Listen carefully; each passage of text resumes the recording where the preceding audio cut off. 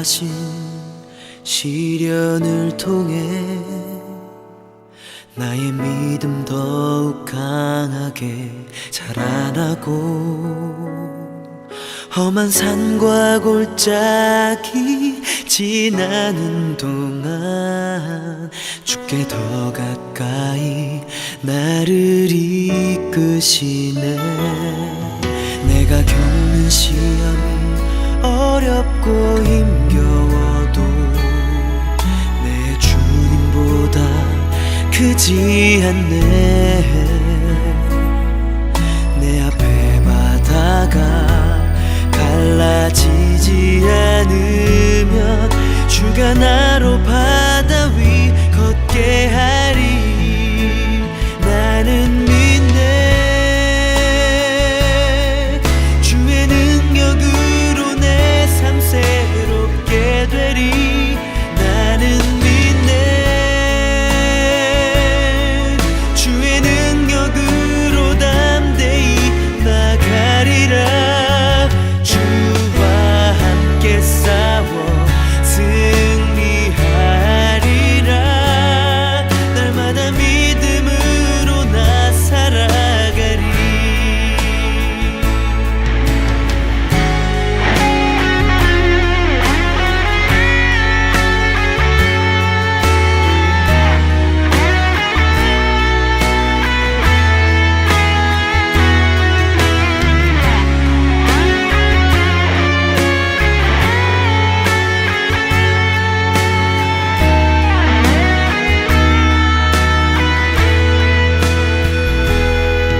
내가 겪는 시험이 어렵고 힘겨워도 내 주님보다 크지 않네. 내 앞에 바다가 갈라지지 않으면 주가 나로 바다 위 걷게 하리. 나는 믿네. 주의 능력으로 내 삶 새롭게 되리. 나는 믿네. 주의 능력으로 담대히 나가리라. 주와 함께 싸워 승리하리라. 날마다 믿음으로 나 살아가리. 나는 믿네.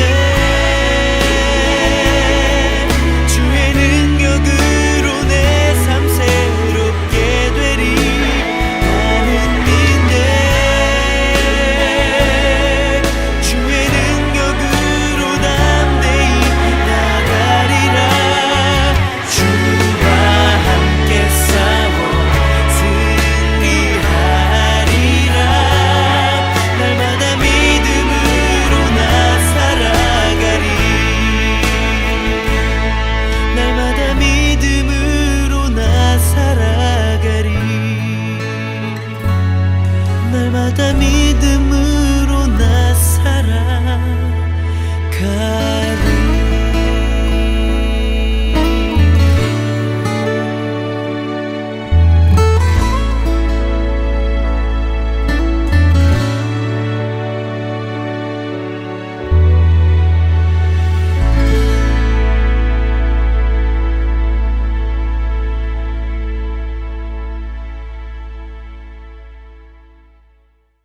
고린도전서 7장 4절 말씀. 아내는 자기 몸을 주장하지 못하고 오직 그 남편이 하며 남편도 그와 같이 자기 몸을 주장하지 못하고 오직 그 아내가 하나니. 결혼이라는 얘기인데 결혼에 대한 이야기가 고린도전서 7장에 대한 이야기가 나오는데요. 그 중에서 결혼의 어떤 핵심, 결혼이라 하면 이런 거다라고 하는 결혼의 핵심이 나오는데 그게 바로 7장 4절입니다. 아내는 자기 몸을 주장하지 못하고 남편이 그 몸을 주장하게 되는 거고, 남편도 자기 몸을 자기가 주장하지 못하고 아내가 그 남편의 몸을 주장하게 된다. 이게 결혼이거든요. 결혼하기 전에는 어때요? 남자는 남자가 자기 몸을 주장하고, 결혼하기 전에는 여자는 여자가 자기 몸을 주장하잖아요. 근데 결혼하게 되면 뭐가 가장 많이 바뀌는 거예요? 남자의 몸이 여자가 주관하고 여자의 몸을 남자가 주관하는, 그게 이제 바뀌는 거죠. 그러면 어떻게 되는 거예요? 자기 몸이 자기를 위해서 있는 줄 알았더니 결혼하고 나니까 누구의 몸이 되더라? 상대방의 몸이 되더라. 그런 말이잖아요. 그죠?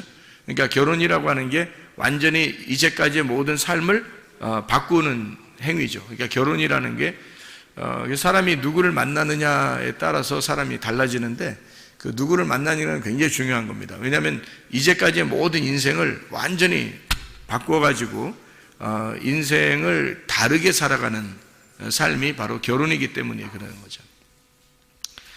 그래서 결혼이 굉장히 중요한데, 성경은 결혼에 대한 이야기를 하고 있어요. 그래서 혼자 자기가 자기를 위해서 이렇게 살게 되면 그걸 뭐라고 그래요? 이건 자기를 위로하는 것이니까 그걸 거룩이라 그렇게 말을 해요. 그래서 자기가 자기를 위해서 거룩하게 살아가는 것을 경건이라 그렇게 말합니다.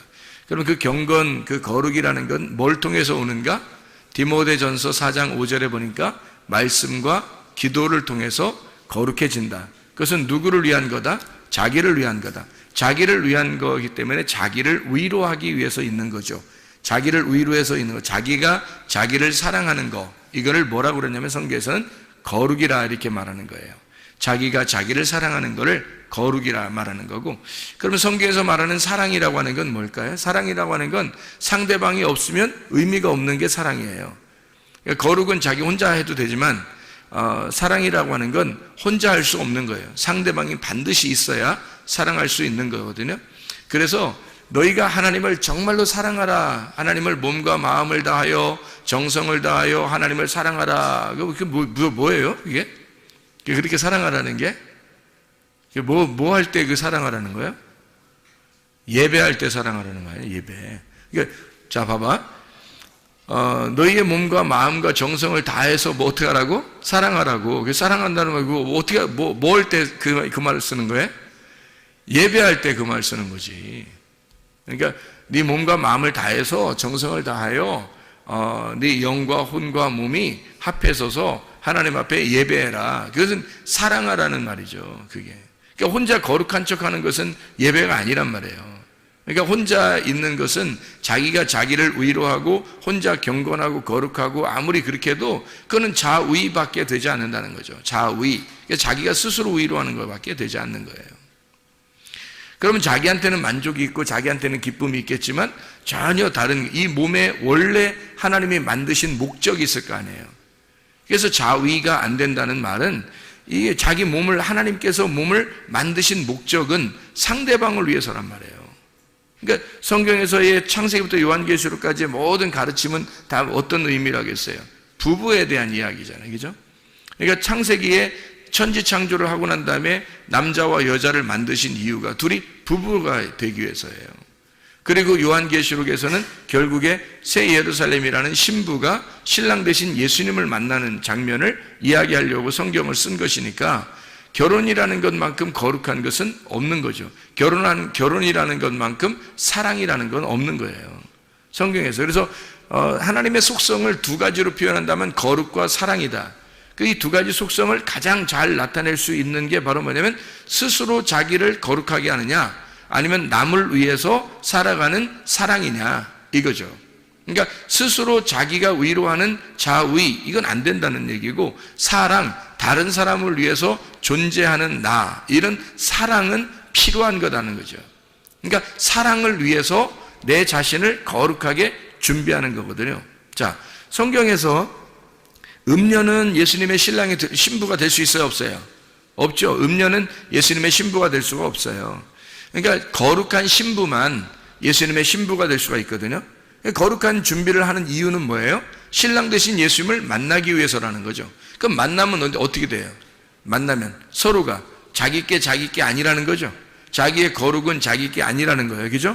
상대방 거라는 거야. 그럼 그분의 거룩함도 누구 거라는 거예요? 나를 위해서라는 거죠. 그럼 나의 거룩함은 주님을 위해서, 주님의 거룩함은 나를 위해서라는 거죠. 그럼 이걸 뭐라고 하면 예배라 그렇게 말하는 거란 말이에요. 제가 말하는 것은. 그러니까 이걸 사랑이라 그렇게 말해요. 그러니까 서로 사랑한다라고 하는 이 말이 예배라는 거죠. 그러니까 예배라고 하는 건 서로 교통하는 것이고 서로 사랑하는 것이다. 서로 만나는 거다. 성경에서는 예수님을 아는 것이 영생이라고 그랬잖아요. 그럼 그 아는 것이 뭐라고요? 히브리 말로 야다라고 그랬죠. 그 야다라고 하는 건 어떤 의미를 가지고 있다고요? 야다 하면 아들을 낳아요. 그 야다라고 하는 게 동침이란 말입니다. 그 동침에서 알게 되면, 서로 하나가 되면, 서로가 자기가 자기를 주장하지 아니하고 자기 것을 상대방에게 줌으로써 그 상대방이 자기를 점령함으로써 그래서 갖는 야다죠. 그 야다를 하게 되면 하나님의 아들이라는 예수를 낳게 된단 말이에요. 그게 성경의 그 거룩함이에요. 그래서 성경에서 가장 거룩한 것은 결혼이에요. 부부라고 하는 게 가장 거룩한 거죠. 그래서 부부라고 하는 이 결혼이 가장 거룩한, 그 거룩한 아들을 낳는 것을 성경의 목적이라고 그러는 거죠. 성경의 목적. 그러니까 여러분과 제가 하나님의 아들이 되는 거, 하나님의 아들이 되는 것을 그렇게 만들어 나가려고 하는, 그게 하나님의 창조예요. 우리를 창조하신 목적, 그것은 우리를 하나님의 아들 삼아서 하나님의 아들로 만들어 나가는 거란 말이죠. 자, 뭐예요? 그러니까 그리스도와 교회가 서로 만나서 하나님의 아들이 만들어지는 거죠. 그리스도의 교회가 하나님의 그 그리스도의 몸이에요. 그러면 그리스도의 교회하고 신랑 되신 예수님하고 만나면 어떻게 돼요? 우리가 그 안에서 태어나는 거죠. 우리가 하나님의 아들로, 그 거룩한 하나님의 아들로 태어난단 말이에요. 그 신부라는 교회에서. 이해가 되겠어요? 그 신부인 교회가 어머니가 되는 거죠. 그래서 하나님의 아들이 태어나는 거니까. 그러니까 여러분과 저는 교회라고 하는 어머니를 통해서 그 어머니의 자궁에서 나온 하나님의 아들이 되는 거라는 거죠. 그러니까 교회가 얼마나 중요한 것이냐 하는 얘기입니다. 성경에서 그리스도와 교회를 빼놓고서는 성경이 이루어지질 못하죠. 신랑과 신부를 빼놓고서는 성경이 이루어지지 못하는 겁니다. 이게 무슨 음란한 이야기나 뭐 저속한 이야기가 아니에요. 이게 굉장히 거룩한 이야기입니다. 하나님 안에서 이것만큼 거룩한 이야기가 어디 있어요? 자기가 자기를 주장하지 못하고, 자기가 자기의 거룩을 위해 살지 아니하고, 자기가 자기를 위로하려고 살지 아니하고, 자기가 자기의 기쁨을 위하여 살지 아니하고, 상대방의 기쁨을 위하여 상대방에게 나를 포기하고 주는 행동이잖아요. 그런 행동, 그러니까 그걸 성경에서는 결혼이라고 그러는 거죠. 그래서 사랑은 가장 고귀한 거고 고결한 것이다. 그 사랑만큼 순결한 것은 없다는 것입니다. 그래서 사랑과 이 정욕이라는 음욕하고는 차이점이 뭐라 그랬어요? 음욕을 품었다. 사람들이 음욕이라는 말은 정욕이라는 거죠. 음욕을 품었다라고 하는 그 음욕이라는, 로마서 1장 26, 27절에 음욕, 오렉시스라고 하는 이 욕망, 남자가 남자를, 여자가 여자를, 자기가 자기를 위해서 살아가는 거, 이거를 하나님의 원래 순리하고 바꿨단 말이에요. 그래서 영리라 그렇게 말하는 거예요. 하나님의 순리는 하나님의 계획, 하나님의 울타리 속에서 하나님이 정하신 그 울타리 안에, 하나님의 계획 안에서 혼이 생각을 가지고 행동하는 걸 말하는 거예요. 그걸 순리라 그렇게 말하는 거고요.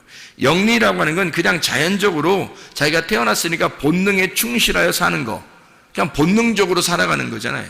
그걸 영리라 그렇게 말하는 겁니다. 그러니까 쟤는 이렇게 본능적으로 사냐, 애가 그렇게 하는 건 영리로 사는 거예요. 그게 원래 자연스러움이 아니란 말이에요. 하나님의 그 자연스러움은 반드시 어떤 울타리를 쳐준단 말이에요. 울타리를 쳐주고 그 안에서 자유하라고 말하는 거죠. 그러니까 방탕과 자유는 차이가 있는 거죠. 사람들이 구분을 제대로 못하면 방탕과 자유가 구분이 안 되면 그냥 막 자유한 줄 아는데, 그게 아니고 방탕이라는 건 울타리가 없는 자유함이고, 자유는, 진정한 자유는 울타리가 있는 자유함이란 말이에요. 그래서 울타리가 있는 자유함은 반드시 어디서 나오냐면 진리 안에서 나오게 돼 있죠. 진리가 있어야 그 안에 자유가 오니까 진리가 너희를 자유케 만든다 이렇게 말하는 거죠. 진리를 모르고서는 자유가 있을 수 없는 거죠. 진리를 모르는 상태에서는 다 방종이란 말이에요. 방탕함이란 말이에요. 이게. 그럼 우리는 이제 뭐를 설명하려고 하는 거냐면 이런 거예요. 음란이라는 게, 사랑이라는 거하고 음란이라는 게 차이를 우리가 모르면, 이게 차이를 모르면 음란과 사랑이라는 게 거의 뭐 같은 것처럼 보이잖아요. 육체적으로 보면은. 그런데 결혼이라는 어떤 울타리를 통해서 그 안에서 사랑이라고 하는 걸 나눈다면 이거는 음란이 아니란 말이에요. 이건 더러움이 아니라고, 깨끗한 거라고요. 거룩한 거라고. 그런데 결혼을 벗어나서 이것을 결혼이라는 울타리를 벗어나서 자기의 그 정욕, 자기의 사랑을 갖다 나누려고 한다면 그것은 음란이라고 이렇게 말하는 거예요. 더러움, 방탕이라고 말하는 거죠. 그러니까 이 울타리라는 진리가 굉장히 중요한 거죠, 우리에게는. 이 말씀이라는 그 진리 안에서 우리가 자유해야 된다는 그런 말이고, 그래서 사랑이라는 건 거룩하고 고귀하고 순결하고 울타리가 있는 자유지만, 음란이라는 음욕은 정욕적이고 더럽고 울타리가 없는 방탕을 의미하는 것이다. 이렇게 볼 수가 있는 거죠. 자, 우리가 그러면 이 사랑이라고 하는 걸 다시 한번 잘 생각해 봐요. 예배라고 하는 게 뭐라고요? 결국엔 사랑이라고요. 근데 그 사랑을 내가 나를 사랑하는 사랑이 아니라 내가 남을 사랑하는 사랑이 진짜 예배라는 얘기죠. 그러면 남을 사랑하는 게 신부가 사랑할 수 있는 대상이 누구밖에 없어요? 신랑밖에 없는 거예요. 신부는 신랑밖에 사랑할 수가 없어요. 신랑은요, 신부밖에 사랑할 수가 없거든요. 그래서 신부가 신랑을 사랑하고 신랑이 신부를 사랑하는 것이, 그것을 결혼이라, 예배라 그렇게 말하는 거랍니다. 그러니까 서로 사랑인데, 이 서로 사랑한다는 그 서로 사랑이라는 그 예배는, 그 사랑은 예배를 말한다. 신랑이 신부를, 신부가 신랑을 사랑하는 것을 말한다. 이것을 예배라 그런다 이죠. 그래서 이 사랑이라고 하는 단어를 성경에서는 아가페 사랑이라고 하는 말하고 필레오 사랑이라는 말을 썼어요. 그럼 아가페 사랑이라는 말하고 필레오라는 사랑은 사람들이 보통 어떻게 알고 있어요? 아가페 사랑은 일방적인 사랑을 말해요. 한 사람이 다른 사람을 일방적으로 사랑하는 걸 아가페 사랑이라고 말한다고 그러죠. 그래, 하나님의 사랑이라고 말해요. 그걸 그냥 혼자 있어도 사랑하는 그 사랑, 그냥 절대적인 사랑, 그게 이제 아가페 사랑이라고 그러는 거죠. 그럼 필레오 사랑은 어떤 사랑을 의미한다고 그래요? 서로 사랑을 의미한다고 그러죠. 그러면 이쪽에 사랑한다면 반드시 그 사랑을 받는 사랑, 사랑을 받으면 반드시 사랑을 해주는 사랑, 그래서 사랑을 받고 사랑을 해주는 그 사랑을 필레오 사랑이라 그렇게 말해요. 그러면 아가페 사랑과 필레오 사랑에서 어떤 게 더 사실은 완성적인 것이냐 하면, 아가페 사랑이 필레오가 되면 더 완전한 사랑이 되죠. 완성된 사랑이 되는 거죠. 그래서 예배라고 하는 것은 실제로는 하나님이 아가페 사랑을 해서 우리에게 오는 것은 어떤 면에서 일방적인 거죠. 그는 우리가 그 사랑을, 아가페의 사랑을, 예수님이라는 그 아가페의 사랑을 깨달았어요. 깨닫고 베드로가 요한복음 21장에 예수님을 두 번째 만나고서 그가 필레오 사랑한다고 고백할 때 그 사랑을 깨달았다는 얘기는 어떤 사랑을 깨달았다고요? 당신이 나를 위해서 죽으신 그 아가페 사랑을 깨달았습니다 하는 그 필레오 사랑합니다 라고 고백했던 그 베드로의 사랑이라고 하는 게 어떤 면에서는 예배라는 거죠. 그게 예배. 그러니까 예수님께서 나를 위해서 죽으신 그 사랑을 내가 깨닫고 내가 당신을 이제 드디어 사랑하게 되었습니다 라는 그 사랑은 이제 일방적인 사랑이 아니라 당신과 나의 사랑인데, 나는 당신을 위해서 사랑하게 돼 있고 당신은 나를 위해서 사랑한다는, 당신은 나를 위해 사랑했고 나는 당신을 위해서 사랑하겠습니다 라고 하는 고백이 필레오 사랑이겠죠. 그럼 그 말이 예배라는 얘기입니다. 서로의 사랑이고, 서로를 위해서 내 몸은 당신을 위한 것이고 당신의 몸은 나를 위한 것입니다 라고 하는 그 결혼의 관계, 신랑과 신부의 그 관계를 설명해 주고 있는 거죠. 그게 바로 뭐냐면 예배라고 하는 겁니다.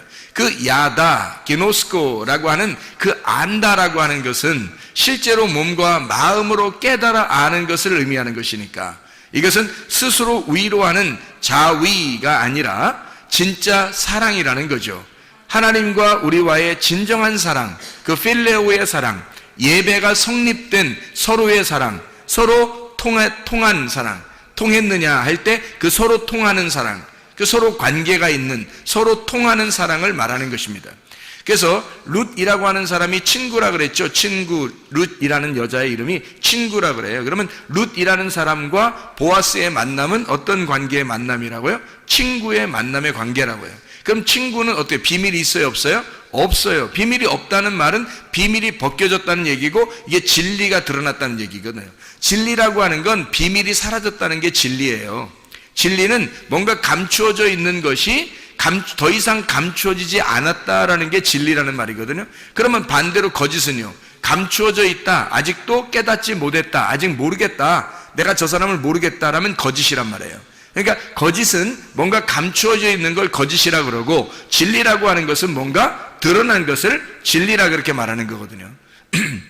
자, 친구는 거짓이라는 비밀이 없어요. 이렇게 감추어진 게 없는 걸 친구라 그런다고. 요한복음 15장 13절부터 17절까지 말씀하는 거죠. 예수님이 우리를 갖다가 뭐라고 했다고? 친구라 그렇게 말했다고. 너희에게는 종이라 하지 않으니까 너와 나는 비밀이 없다 이렇게 말해요.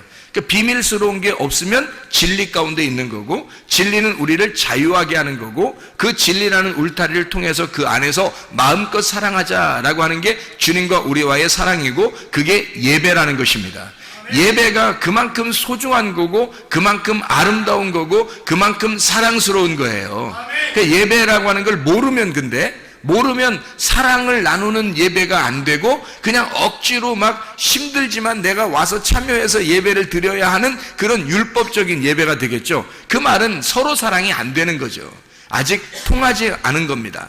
아직 예수님의 그 마음과 통하지 않은 거예요. 하나님의 마음을 모르고 그냥 일방적으로 예배를 드리는 거죠.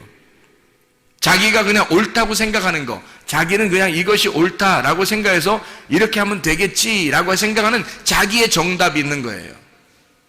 마태복음 5장에 보면 그런 말씀이 있죠. 5장 29절 30절의 말씀에 보면 오른 눈을 빼고 또 오른 손을 찍어내버려라 그런 말이 있어요.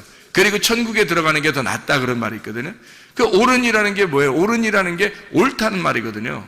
옳다는 말. 네가 옳다고 생각하는 거, 너의 율법, 너의 말씀, 네가 생각하는 진리, 네가 생각하는 거, 하나님이 생각하는 게 아니라 네가 생각하는 진리, 네가 생각하는 옳다는 율법, 네가 생각하는 계명, 네가 생각하는 거 옳다고 생각하는 그거를 찍어내버려라는 거죠. 그걸 찍어내버리면 실제로 옳은 눈으로 오시는, 옳게 오시는, 옳은 손으로 오시는, 옳은 눈으로 오시는 그 주님이 너의 것이 될 것이라는 거죠. 나의 옳은 것을, 내가 옳다고 생각하는 옳은 눈과 옳은 손을 빼버리고 찍어내버리면, 그러면 주님께서 나의 옳은 눈이 되시고 주님께서 나의 옳은 손이 되셔서 내가 잃어버린 그 자리를 주님이 채우신다는 거죠. 그게 진리입니다. 그러니까 내가 가지고 있는 것들을 뽑아버리는 거, 내가 가지고 있는 진리의 눈, 이거를 뽑아버려. 내가 생각하는 그 진리의 손을 찍어버려. 그러면 주님께서 원하시는 주님이라는 진리의 눈, 주님이라는 진리의 손이 나를 그 진리의 눈과 진리의 손을, 옳은 눈과 옳은 손을 갖게 된다는 거죠. 그러면 이게 어떤 얘기할 때 이게 나온 거예요? 이게 어떤 얘기할 때? 마태복음 5장 29절 30절 말씀에 뭔 얘기하다가 이런 얘기했어요? 간음한 거 하지 말라고 할 때 이런 얘기하거든요. 간음하지 말라 할 때 이 얘기하는 거예요. 간음하는 거에 대해서 얘기하다가, 그럼 간음하다는 것은 마태복음 5장 21절에는 뭐라고 그래요? 살인하지 말라 그렇게 말하죠. 마태복음 5장 27절에는 간음하지 말라 그러거든요. 성경에서 가장 대표적인 율법, 가장 대표적으로 우리에게 가장 대표적으로 하지 말라는 게 뭐냐면 살인하지 말라는 말하고 간음하지 말라는 얘기거든요. 그러면 살인하지 말라, 간음하지 말라, 이게 왜 그럼 그 두 가지가 이렇게 같이 써 있죠? 그게 우상숭배이기 때문에 그런 거예요. 예배가 잘못되면 우상숭배가 되잖아요. 그렇죠? 예배가 잘 되면 하나님 앞에 예배 드리는 것이 되는데, 예배가 잘못되면 다 우상숭배가 되어버리죠. 그러니까 우상숭배하지 말라는 말이에요, 이게. 그러니까 살인하지 말라, 우상숭배하지 마라, 간음하지 마라, 우상숭배하지 말라는 얘기예요.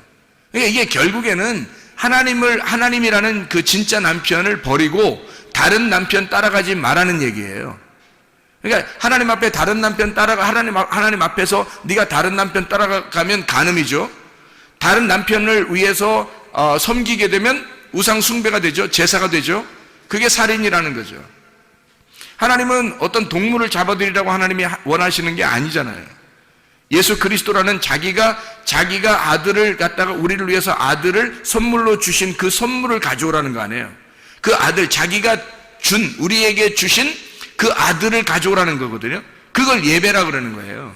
그런데 사람들은 동물을 하나 잡아서 드리면 그게 예배인 줄 알았다고, 사람들이. 구약에서는. 그래, 그걸 뭐라고 하냐면 연기를 피운다, 제사 드린다, 희생제사한다. 이게 뭐냐면 살인이라는 단어거든요. 그 살인이라고 하는 게 희생제사란 말이에요. 간음이라고 하는 건 다른 남편 따라가는 거고요. 그래서 하나님인 줄 알고 다른 남편을 갖다 열심히 섬겨, 이게 바알 숭배예요. 하나님인 줄 알고 열심히 섬겼는데 그게 자기들은 열심히 섬긴다고 했는데 그게 알고 보니까 바알 숭배가 되어버리는 거죠. 바알을 따라가. 바알이라는 단어가 뭐냐면 남편이라는 단어거든요. 그러면 하나님이 바알 숭배한 사람들 왜 자꾸 이렇게 책망하고 저주하고 그들을 갖다가 이렇게 심판하고 그러죠? 바알이라는 그들은 자기들이 그게 남편인 줄 알고 그게 하나님인 줄 알고 그렇게 섬긴 거거든요. 그게. 그런데 하나님은 그 바알이라는 것을 갖다가 섬기지 말라는 거예요. 책망하고. 왜 그렇게 말하냐면 바알이라고 하는 게 남편은 남편인데 다른 남편인 거죠. 하나님이라고 하는 남편은 원래 보이질 않아요. 근데 사람들이 보이지 않으니까 보이는 남편을 따라가는 거라고. 보이는 남편을 따라가서 그 바알이라는 것을 남편인 줄 알고 하나님인 줄 알고 따라가 섬긴 거예요. 그걸 하나님께서는 뭐라고 그러냐면 그걸 살인한 것이다. 너희들이 예배드린 것은 다 살인한 것이다. 그것이 간음이다. 그것은 우상숭배에 해당하는 것이다. 진정한 예배를 드린 게 아니고 영적인 예배를 드린 게 아니다. 영과 진리로 예배를 드려야 하나님 받아주시는데 이런 잘못된 살인 그리고 잘못된 간음을 통해서 하나님 앞에 우상숭배로 예배를 드린 것이다. 예배가 성립되지 않았다는 얘기입니다. 자, 어떤 게 그럼 예배라는 거예요? 하나님이 원하시는, 하나님이 기뻐하시는 예배라는 건 뭘 예배라고 그러는 거예요, 그럼? 자, 살인하지 말라, 간음하지 말라가 이게 예배를 제대로 드려라는 얘기고 우상숭배하지 말라는 얘기인데, 그러면 이거 진짜 예배는 어떤 거냐고, 그럼? 진짜 예배는요? 진짜 예배는 어떤 거예요? 룻이 보아스를 만나서 사랑하는 걸 진짜 예배라 그러는 거라고요. 그러니까 제대로 룻이 보아스를 알고 보아스가 룻을 아는 거, 서로 야다하는 거예요. 예수님이 나를 알고 내가 예수님 아는 거, 그 진리 가운데 그분을 알게 된 거, 그거를 예배라 그렇게 말하는 거라고요. 그러니까 그걸 모르는 거는 열심히 우리가 희생제사하고 간음하고 이렇게 바알 숭배하고 하나님이라고 믿고 이렇게 다 하는데 그게 다 우상숭배라는 거죠. 잘못된 예배를 드린다는 거예요.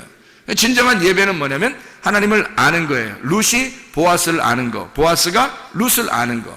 둘이 한 밭에서, 같은 밭에서 만나서 서로 사랑을 나누는, 서로 알게 된 것, 그것을 예배라 이렇게 말하는 거죠. 그러니까 예배라고 하는 것은 아주 단순합니다. 하나님을 아는 걸 예배라 그렇게 말하는 거예요. 하나님은 우리에게 자기를 알려주기를 원하시고, 하나님께서 우리를 잘 아시고 우리도 주님을 잘 알기를 원하셔요. 다시 말하면 둘이 사랑하기를 원하시는데, 하나님은 나를 위해서 자기 몸을 주시고요. 그러면 우리는 어떻게 돼요? 나는 하나님을 위해서 내 몸을 드려야 된다는 거죠. 자, 내 몸이 내 거가 아니라 누구 거라고요? 아내는 내 몸이 내 거가 아니라 누구 거예요? 남편 거라고요. 남편은 자기 몸이 자기 게 아니라 누구 거예요? 아내 거라고요. 그러면 그리스도께서는 나를 위해서, 그 신랑 되신 그리스도는 나를 위해서 자기 몸을 주셨고, 나는 내 몸을 누구를 위해서 드려야 돼요? 예, 그리스도를 위해서, 신랑 되신 그리스도를 위해서 내 몸을 드려야 된단 말이에요. 이거를 내 몸은 내가 주장하지 못하고 그리스도께서도 그리스도의 몸을 자기가 주장하지 못하는 거예요. 그리스도는 자기의 몸을 우리를 위해서 주시고 우리의 몸은 우리가 그리스도를 위해서 드려서 이 둘이, 나는 주님을 위하여 주님은 나를 위하여 서로 사랑하는, 서로 자기 거를 드리는, 상대방에게 내 거를 드리는, 나의 소중한 것을 드림으로써 그분의 몸이 내 거가 되고 나의 몸이 그분의 것이 되는, 내 소중한 것을 포기하고 그분의 소중한 것을 받는, 그게 서로 사랑이라는 예배라는 거죠. 그게 거룩입니다. 이게 진짜 결혼이라고 하는 거고요. 결혼해서 사랑하는 야다, 아는 것, 이것을 예배라고 그렇게 말하는 것입니다. 예배는 그러니까 어색한 거나 뭐 율법적인 거나 어려운 거나 힘들고 어려워 죽겠는데 할 수 없이 내가 예배 드리러 가야 돼, 이런 게 아니에요. 이게 사랑이에요. 사랑을 나누는 거라고. 하나님의 말씀 안에서 그 말씀을 서로 먹는 시간, 주님에게 내 몸을 드리는 시간, 주님의 몸을 내가 받는 시간이란 말이에요. 서로 동침하는 시간이라고. 그게 서로 하나가 되는, 결혼하는, 서로가 자기의 몸을 자기가 주장하지 못하고 상대방이 주장하게 하는 그 시간이란 말이에요. 가장 아름다운 시간이겠죠. 가장 사랑스러운 시간이겠죠. 그게 예배라고요. 그게 성경에서 말하는 예배의 정확한 표현이라고요.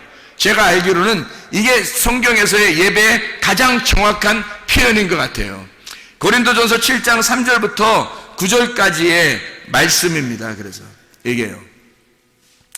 서로 사랑하는, 자기가 자기를 사랑하는 게 아니라 상대방을 위하여 자기를 드리는 사랑, 이게 진정한 사랑이다 라고 하는 것을 우리에게 말하고 있는 거죠. 고린도전서 10장 1절부터 22절까지의 말씀을 여러분 이렇게 보면요, 고린도전서 10장 1절부터 22절까지의 말씀에 보면 거기에 홍해 바다를 건너는 침례가 나오고요, 영적 음식, 신령한 음식을 먹는다는 말이 나오고, 영적 음료, 신령한 음료를 먹는다는 말이 나와요. 이게 다 뭐냐면 성경에서 여기 고린도전서 10장에 1절부터 22절까지의 말씀은 다 같이 우상을 얘기하는 겁니다.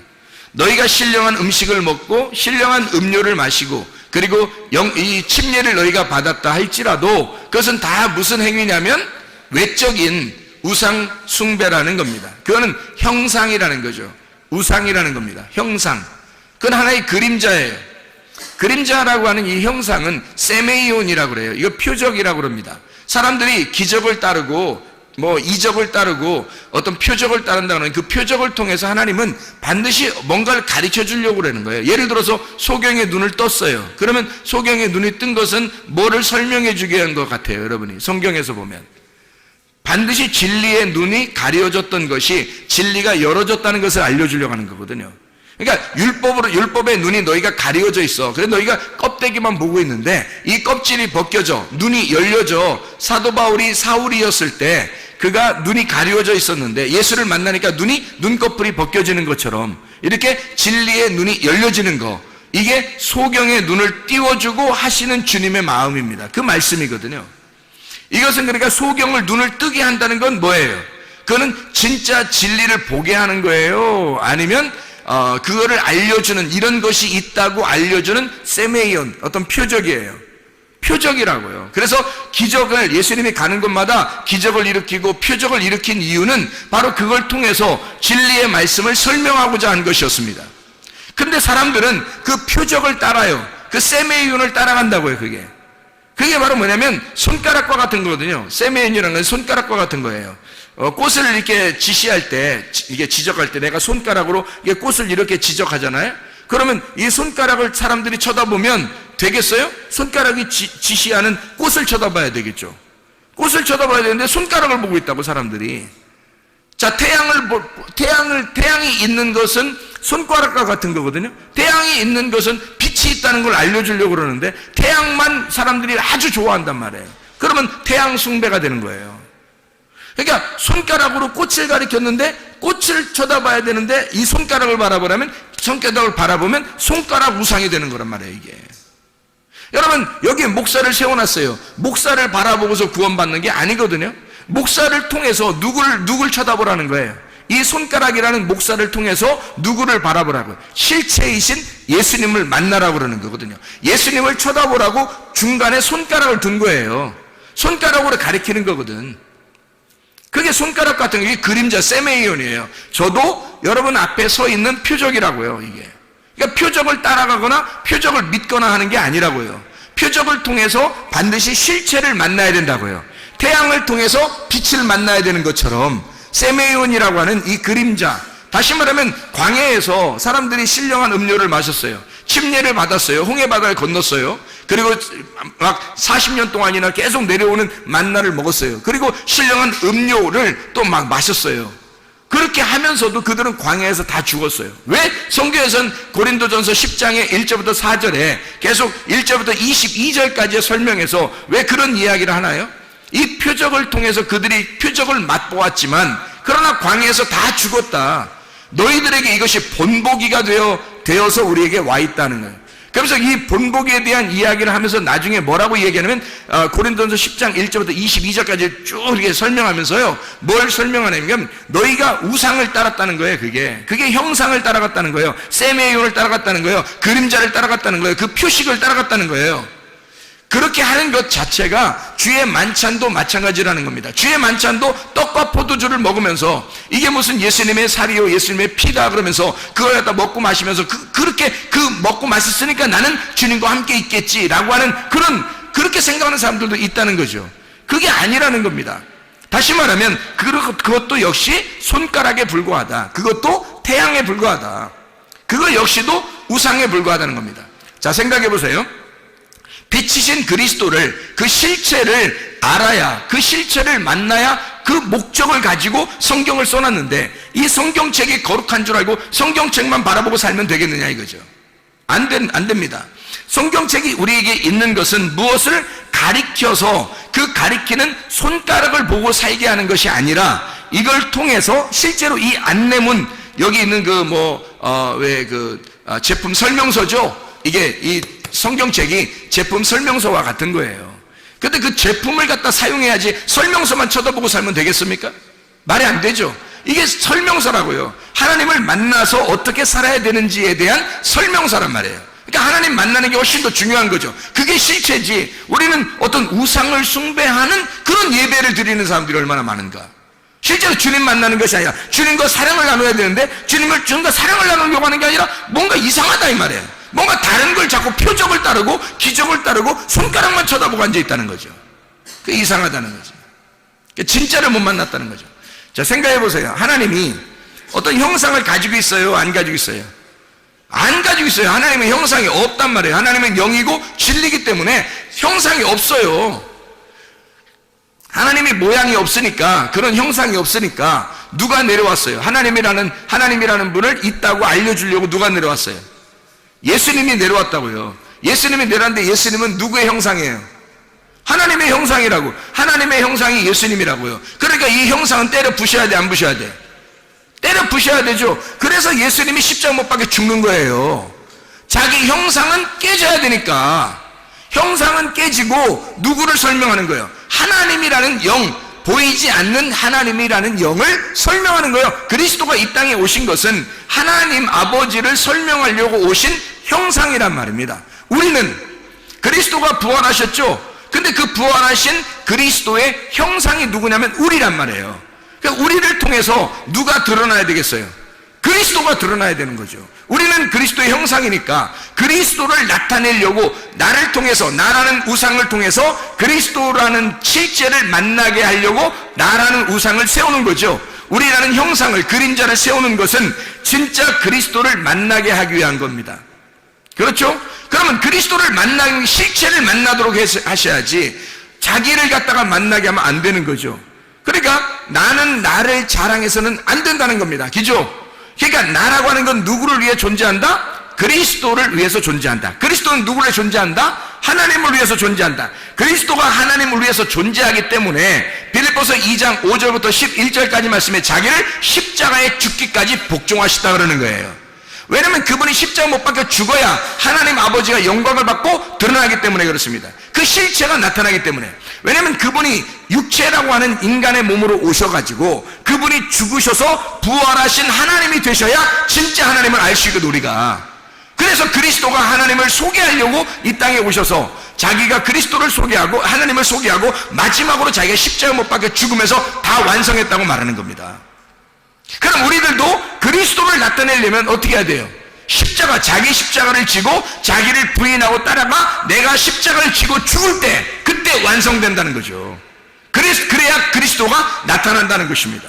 그러지 않고서는 그리스도가 안 나타나는 거예요.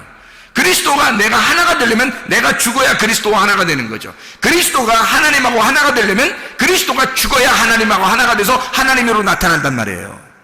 이해가 되시죠? 그러니까 하나님을 나타내기 위해서 그리스도를 나타내기 위해서 내가 존재하는 거라는 거예요. 이게 다 모두 다 우상인 거죠. 자, 이스라엘 백성이 애굽에서 탈출해가지고 홍해바다를 건넌 것도 형상이죠. 그림자죠. 만나를 먹은 것도 그림자입니다. 형상이에요. 음료를 마신 것도 신령한 반석으로부터 나온 그 음료를 마신 것도 다 형상이에요. 그림자예요. 신령한 반석은 그리스도라는 거죠. 반석이 중요한 게 아니라, 그래서 반석을 섬기는 게 아니라 그리스도를 만나야 된단 말이에요. 실체이신 그리스도를 만나는 것이 목적이라는 거죠. 하나님은 우리에게 영으로 진리 안에서 예배하고 함께 만나서 서로 사랑하자. 이것이 안 되면 너희는 우상 숭배하는 것이다. 우상 숭배는 살인하는 거야. 그게 다른 신을 섬기는, 다른 남편을 만난 간음하는 자이다. 이렇게 말하는 거죠. 그래서 우상 숭배는 살인이고 간음하다. 그래서 고린도전서 10장 1절부터 22절까지 말씀에서는 우상 숭배하지 마라 그래요.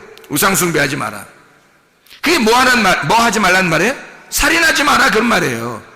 다시 말하면 뭐 하지 말라? 간음하지 말라는 말입니다. 시험하지 말라는 말이에요. 원망하지 말라는 말입니다. 그럼 어떻게 해야 돼? 하나님의 성령 안에서 그리스도의 몸이 되어 교회로 하나가 되어야 된다. 이렇게 고린도전서 10장에는 설명해 주고 있단 말입니다. 교회 안에서, 그리스도 안에서 우리가 그리스도의 몸이 되어 교회로 하나가 될 때 이걸 깨닫게 된다는 거예요. 그렇지 않으면 절대 깨닫지 못해요. 자기는 자기가 자기를 사랑해서 자기가 자기를 위해서 살게 되면 절대 상대방을 이해할 수가 없습니다. 그리스도가 그리스도를 위해서 스스로만 살게 되면 우리는 절대 그리스도를 이해할 수가 없어요. 그리스도가 나를 위해서 죽으셨기 때문에 우리가 비로소 그리스도를 통해서 하나님을 알게 된 거죠. 여러분, 마찬가지예요. 그리스도께서는 우리에게, 자, 아내의 몸은 남편이 주장하고 남편의 몸은 아내가 주장하는 것이다. 그게 고린도전서 7장 4절의 말씀이에요.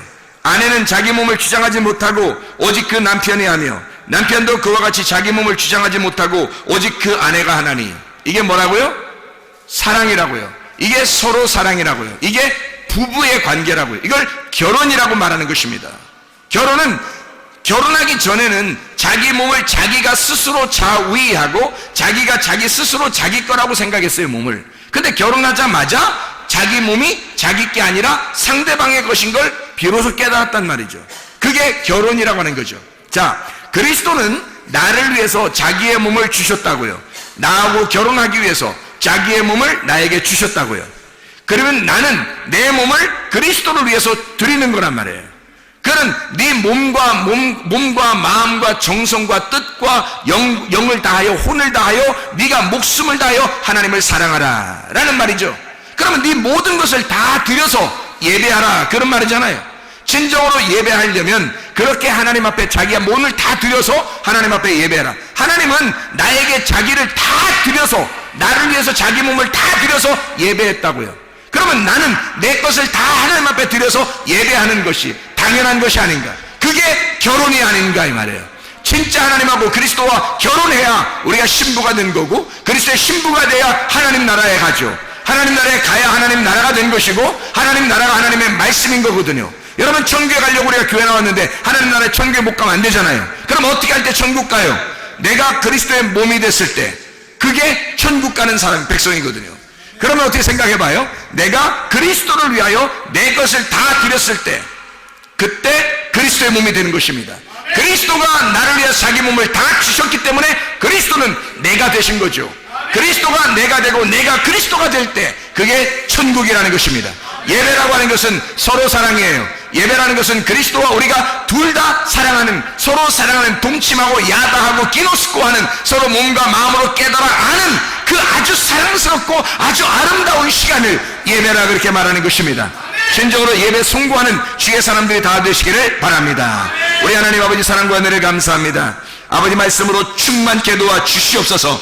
그리스도 예수 안에서 서로 사랑하고 주님과 우리가 서로 하나가 돼 진정으로 동침하여 그리스도 예수와 한 몸 된 그리스도 예수의 교회가 되어 그리스도 예수의 사람으로 살다가 주님 만나게 도와 주시옵소서. 예수 그리스도 존귀하신 이름 받들어 기도 올려옵나이다. 아멘.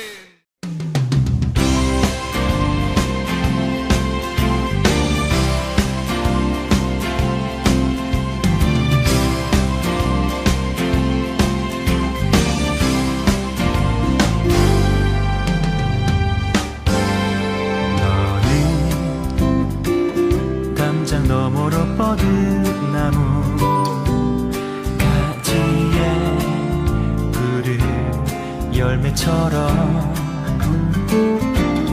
하나님의 귀한 축복이 삶에 가득히 넘쳐날 거야. 너는 어떤 시련이 와도 능히 이겨낼 강한 발이 있어. 전능하신 하나님께서 너와 언제나 함께 하시니 너는 하나님의 사랑, 아름다운 하나님의 사랑. 나는 널 위해 기도하며 내 길을 축복할 거야.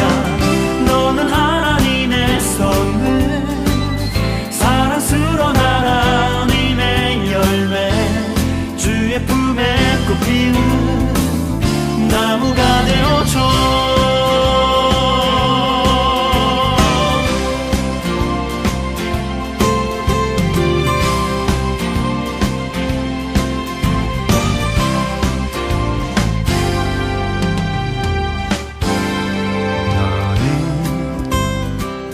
담장 너머로 뻗은 나무 가지에 푸른 열매처럼 하나님의 귀한 축복이 삶에 가득히 넘쳐날 거야. 너는 어떤 시련이 와도 능히